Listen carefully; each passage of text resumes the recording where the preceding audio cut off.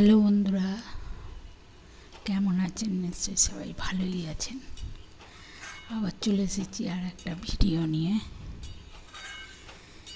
টিফিনের জন্য তরকারি বসিয়েছি, আলু, কুমড়ো, বিনস দিয়ে জল খাবারের জন্য। কিন্তু আর এপাশে কাচাকুচিও করতে দিয়ে দিয়েছি। ওকে টিফিনটা দিয়ে দিলাম, দুটো রুটি, তরকারি, কাঁচাটাও হচ্ছে। আর এপাশে রবিবার তো প্রত্যেকেরই ছিল মহালয়া, শুভ মহালয়া সবার। পুজো ভালো কাটুক, কিন্তু পুজোর আগে একটা দুশ্চিন্তা, আর সারাদিন আমাদের চিন্তায় কেটেছে। কলকাতায় জল জমে আমরা খেয়ালই করিনি যে এত জল কলকাতায় জমেছে। ছেলে বেরিয়ে গেছে চা খেয়ে। আমাদের দিকটা একটু উঁচু, বুঝতেও পারিনি। বৃষ্টি হয়েছে, বাজ পড়েছে, ঠিক ছিল। তারপরে সকালবেলা হঠাৎ রান্না করতে করতে এদিকে কাচাকুচিও চলছে। ছেলে বেরিয়ে যাওয়ার পরে ওকে টিফিনটা দিয়ে আর সব রকম সবজি দিয়ে একটা ঝোল বসিয়েছি, জানি রান্নাটা তাড়াতাড়ি করে নেব। তারপরেই হঠাৎ ফোনটা খুলে দেখছি, আমাদের কেবেল ছিল না সকাল থেকে। মঙ্গলবার দিন সকাল থেকেই, ভোর থেকেই আমাদের কেবেল নেই, নেটও নেই। এবার টিভিটা খুলেছে, টিভি হচ্ছে না। 10টা না বাজলে আবার কেবেলের ছেলেরা আর আসবে না, তাদের SMS করেছে, কিন্তু আর কোনো খবর জানি না। ছেলেও ফোন করেনি। তারপরে হঠাৎই ফোনটা খুলে দেখছি ABP আনন্দে বলছে, ছেড়েছে আর কি ফোনেতে, ফেসবুকে, ইউটিউবে, যে এরকম মেঘ ভাঙা বৃষ্টি, যত্রতত্র লাশ পড়ে ভাসছে, সহনাগরিক বিদ্যুৎপৃষ্ট হয়ে 7 জন মারা গেছে।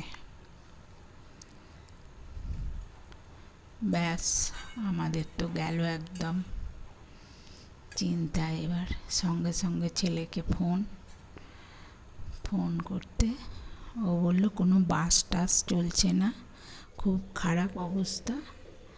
আর আমি মেট্রোয় করে সেক্টর 5 এসেছি। এসে নেমে দেখছি জল 1 হাঁটুর ওপর।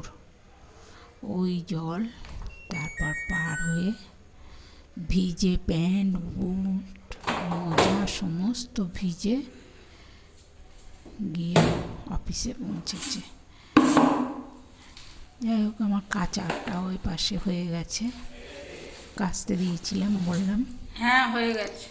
এবার এগুলোকে ছাদে ফেলে দিয়ে বাকি রান্নাটা করব।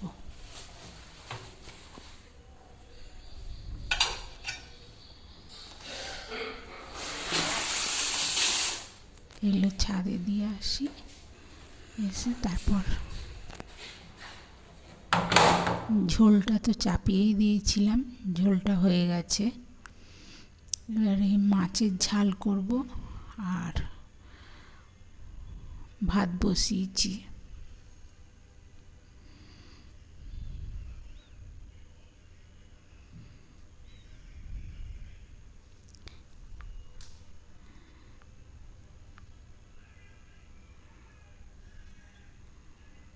মাছটা বসিয়ে দিয়েছি ভাজতে, দুজনে তো খাবো।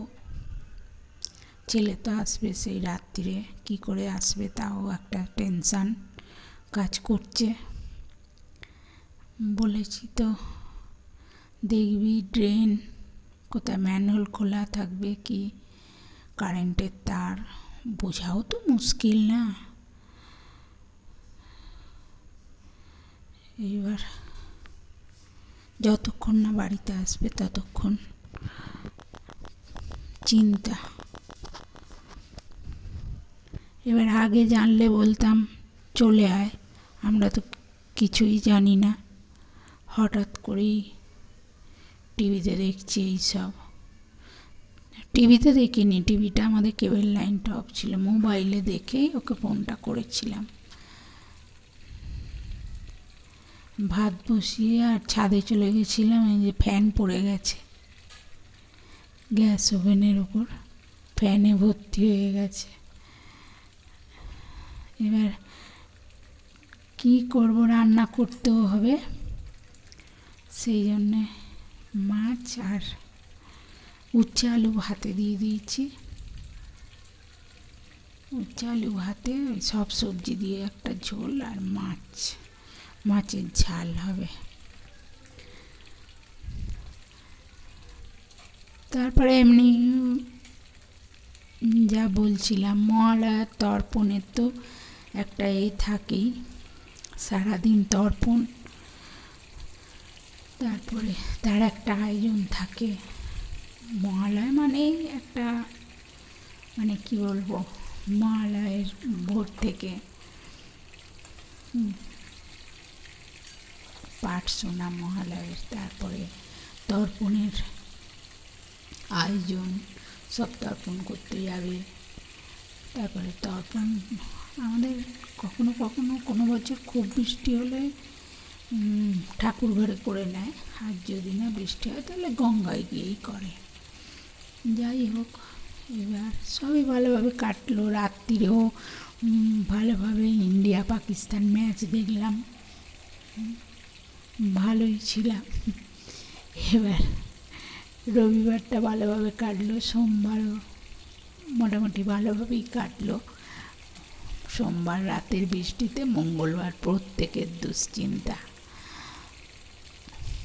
কিছু করারও নেই। আজে যাই হোক ভালোভাবেই গেছে।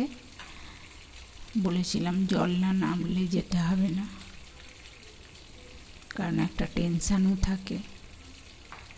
যাই হোক আজকে সেরকম কিছু হয়নি, সবই চলছিল বাস টাস।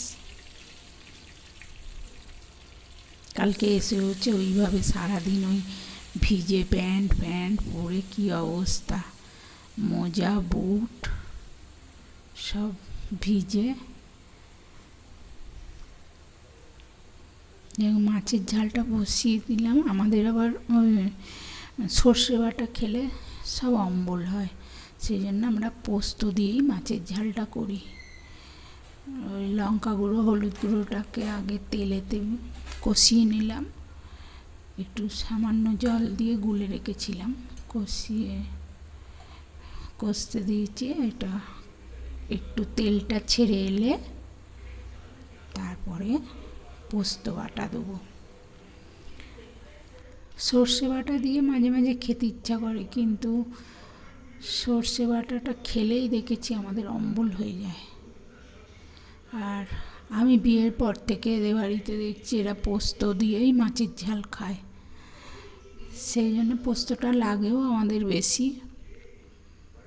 আর এদের এমন হয়ে গেছে পোস্ত দিয়ে মাছের ঝাল খেয়ে খেয়ে, একদিন যদি ইচ্ছাও হয় যে একটু কালো সর্ষে বাটা দিয়ে মাছের ঝাল করব, অনেকেই বলে যে বেটে ছেঁকে নেবে, ছেঁকে নিয়ে পোস্তর এই সর্ষের খোসাগুলোকে ফেলে দেবে, দিয়ে ছেঁকে করবে, কিছু হবে না, অম্বল ফম্বল হবে না। এবার পোস্ত বাটাটা দিয়ে দিলাম, দিয়ে পোস্তটা একটু ঘন ঘন মতো হয়ে আসবে, তারপর নামাবো। এর সাথে কয়েকটা কাঁচা লঙ্কা দিয়ে দেবো, কাঁচা লঙ্কা আর নুনটা দিয়ে মাছটাকে ফুটিয়ে নেব। এদের এরকমভাবে খেয়ে খেয়ে অভ্যেস হয়ে গেছে, এখন আমারও তাই অভ্যেস হয়ে গেছে। আমারও এখানকার জল প্রথম প্রথম স্যুট করতো না, যার জন্য আমারও প্রথম দিকটা খুব অম্বল হতো। যেহেতু আমরা গ্রামের, আর শহরের জল আমাদের সহ্য হতো না, আমার তো হতোই না একদম প্রথম প্রথম। এখন তবু খানিকটা ঠিক হয়েছে। দিয়ে কটা কাঁচা লঙ্কা চিড়ে দিয়ে দিলাম।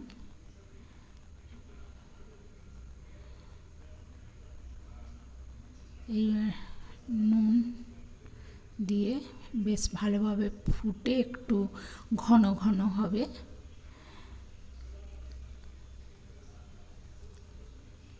আজকে দুপুরে এই উচ্ছে আলু ভাতে মাছের ঝাল আর ঝোল, সমস্ত সবজি ছিল, কাঁচকলা, পেঁপে, বিনস, গাজর, আলু দিয়ে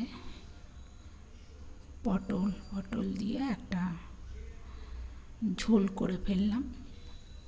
ঝোল মানে তরকারিও কাজ করবে, ঝোলও হলো, দুই রকমই হলো।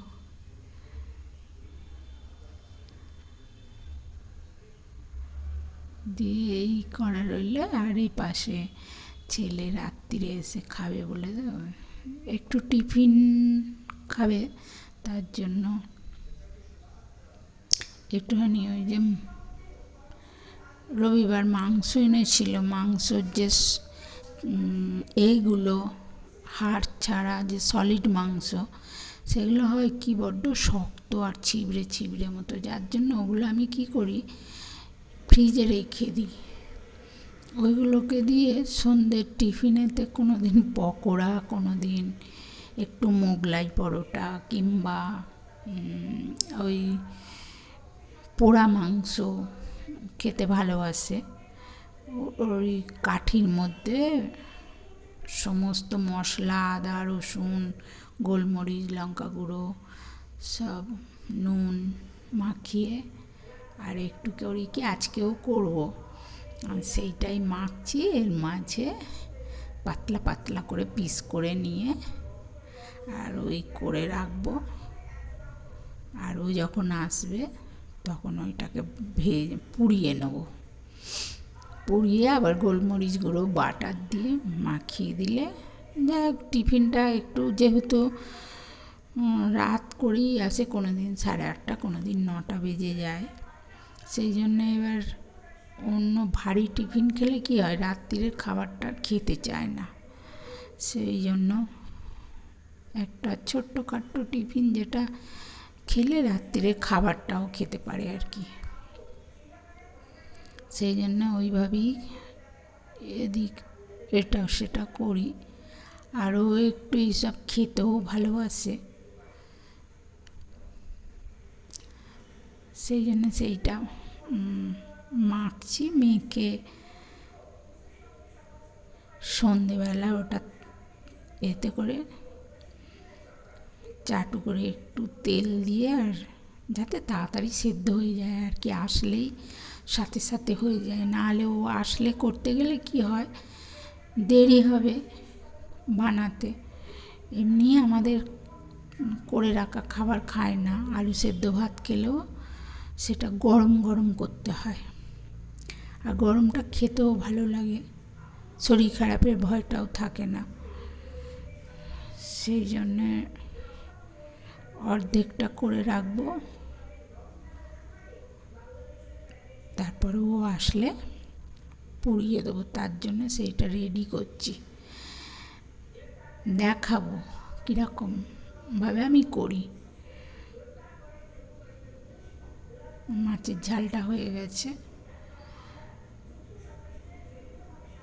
মাছের ঝাল, ভাত আর ঝোল। আবার পুজো করতে যাবে, পুজো করে এসে তারপর খাবে। আমার পুজো হয়ে গেছে সকালবেলা, আমি ছেলে বেরিয়ে যাওয়ার পর এখন পুজো করি। ছেলে বেরিয়ে যাওয়ার পর পুজো করে আর ওই রান্নাঘরে ঢুকি, টিফিন বানিয়ে তারপর রান্না চাপাই। এই যে এখানে হয়ে গেছে ঝোল, সব সবজি দিয়ে ঝোল বলো, তরকারি বলো, যাই বলো, আর মাছের ঝাল আর উচ্ছে আলু ভাতে। এই হচ্ছে আজকে আমাদের দুপুরবেলার মেনু। এই যে বলছিলাম মাংসগুলো এই যে কাঠিতে দিয়ে আর মাঝখানে পেঁয়াজটা খুব ছোট ছোট করেই দিয়েছি। ক্যাপসিকাম পোড়াটা আমার ছেলে খেতে ভালোবাসে না, ওই জন্য পেঁয়াজ দিয়েছি। আর মাঝখানে মাঝখানে মাংসর পাশে পাশে পেঁয়াজ দিয়ে আদা রসুন গোলমরিচ গুঁড়ো একটু লঙ্কা গুঁড়ো দিয়ে মাংসটাকে সামান্য তেল দিয়ে মাখিয়ে রেখেছিলাম, সাদা তেল দিয়ে। তারপর এটাকে একটু চাটুতে তৈরি করে রাখলে কী হবে, সন্ধেবেলা ও যখন আসবে এটাকে ওই আগুনে পুড়িয়ে নেব, নিয়ে একটু বাটার লাগিয়ে আর গোলমরিচ গুঁড়ো একটু বিট নুন ছড়িয়ে দিলে, লেবুটা যেহেতু বাড়িতে নেই লেবুর রস একটু দিলে ভালো হতো, লেবুটা ফুরিয়ে গেছে। এইভাবে করে রেখে দেবো, সন্ধেবেলা ও আসলে পুড়িয়ে দেবো।